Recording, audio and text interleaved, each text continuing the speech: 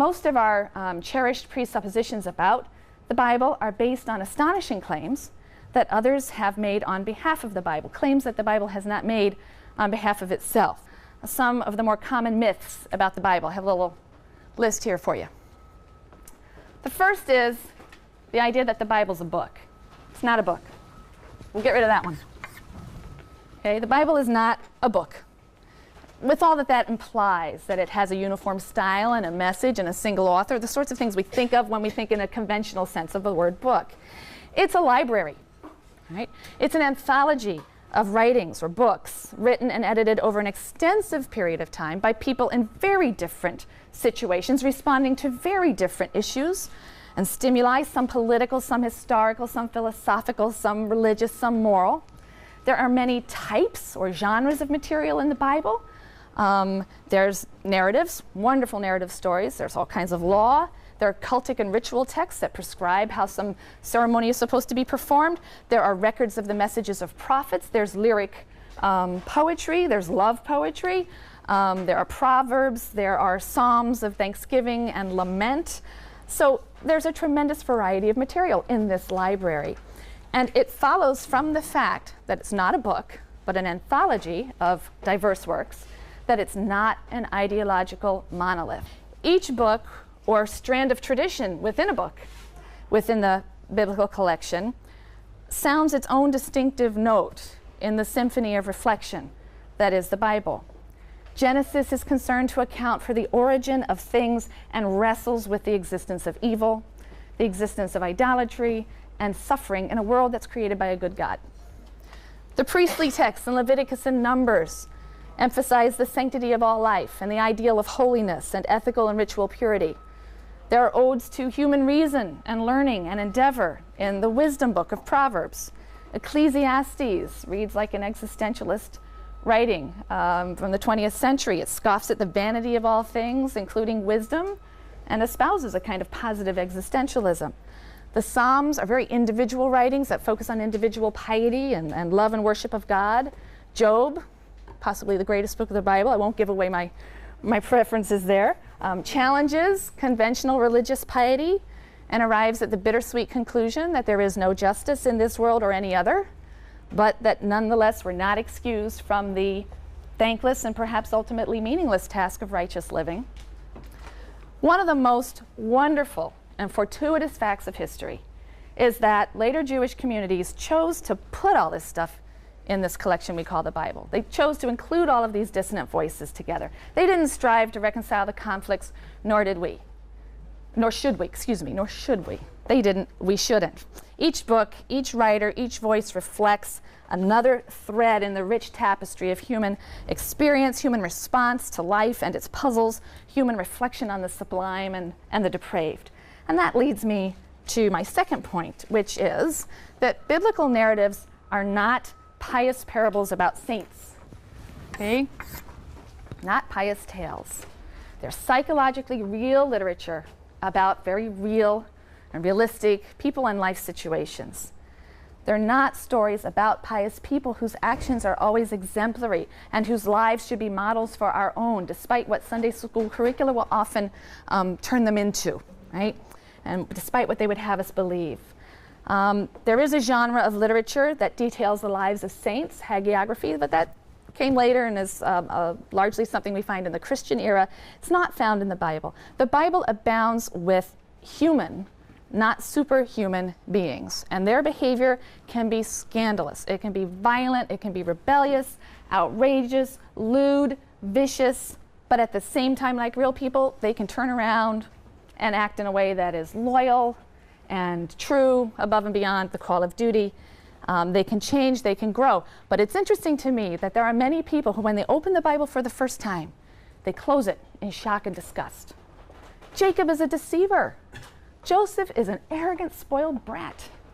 Judah reneges on his obligations to his daughter-in-law and goes off and sleeps with a prostitute. Who are these people? Why are they in the Bible? And the shock comes from the expectation that the heroes of the Bible are somehow being held up as perfect people. That's just not a claim that's made by the Bible itself. So biblical characters are real people with real compelling moral conflicts and ambitions and desires, and they can act short-sightedly and selfishly, but they can also, like real people, learn and grow and change. And if we work too hard and too quickly to vindicate biblical characters just because they're in the Bible, then we miss all the good stuff. We miss all of the moral sophistication, the deep psychological insights that have made these stories of such timeless interest. So read it like you would read any good book with a really good author who knows how to make some really interesting characters. Thirdly, the Bible's not for children. I have a 12-year-old and 8-year-old. I won't let him read it. I won't let it read it. Those Bible stories for children books, they scare me. They really scare me. It's not suitable for children. The subject matter in the Bible is very adult, particularly the narrative texts. There are episodes of treachery and incest and murder and rape, and the Bible is not for naive optimists. It's hard-hitting stuff, and it speaks to those who are courageous enough to acknowledge that life is rife with pain and conflict, just as it's filled with compassion and joy. It's not for children in another sense. Like any literary masterpiece, the Bible is characterized by a sophistication of structure and style and an artistry of theme and metaphor. And believe me, that's lost on adult readers quite often. It makes its readers work. The Bible doesn't moralize, or rarely moralizes. It explores moral issues and situations, puts people in moral issues and situations. The conclusions have to be drawn by the reader. There are also all kinds of paradoxes and subtle puns and ironies. And in section, where you'll be doing a lot of your close reading work, those are some of the things that will be drawn to your attention. You'll really begin to appreciate them in time. The fourth myth we want to get rid of.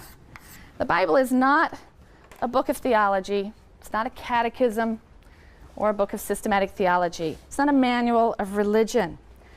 Despite the fact that at a much later time, very complex systems of theology are going to be spun from particular interpretations of biblical passages. You know, there's nothing in the Bible that really corresponds to prevailing modern Western notions of religion, what we call religion. And indeed, there's no word for religion in the language of biblical Hebrew. There just isn't a word religion. With the rise of Christianity, Western religion came to be defined, to a large degree, by the confession of, or the intellectual assent to, certain doctrinal points of belief. Religion became defined primarily as a set of beliefs, a catechism of beliefs, or truths that required your assent, what I think of as the catechism kind of notion of religion. That's entirely alien to the world of the Bible. It's clear that in biblical times and in the ancient Near East generally, religion wasn't a set of doctrines that you ascribed to, right? To become an Israelite, later on a Jew, the word Jew isn't something we can really historically use until about this time. So most of our period we're going to be talking about the ancient Israelites. To become an Israelite, you simply joined the Israelite community. You lived in Israelite life. You died in Israelite death. You obeyed Israelite law and custom. You revered Israelite lore. You entered into the historical community of Israel by accepting that their fate and yours should be the same. It was sort of a process of naturalization, what we think of today as naturalization. So the Hebrew Bible just isn't a theological textbook. It contains a lot of narratives, and its narrative materials are an account of the odyssey of a people, the nation of Israel. They're not an account of the divine, which is what theology means, an account of the divine.